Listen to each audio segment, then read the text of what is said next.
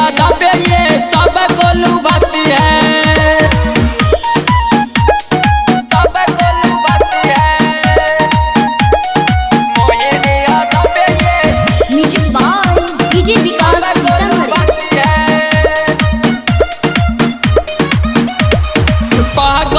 कैले बटे बुढ़वा जवान के रैया में चले जब अपन सीना तान के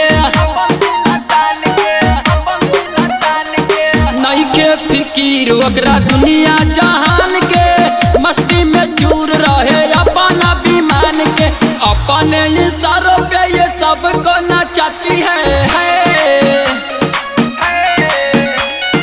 अपने इशारों पे ये सब को नचाती है। मीठी मुस्कान से ये दीवाना बनाती है हंसी हंसी सबके दिल में बिजली गिराती है। छौड़ी दुपट्टा वाली जलावा दिखाती है।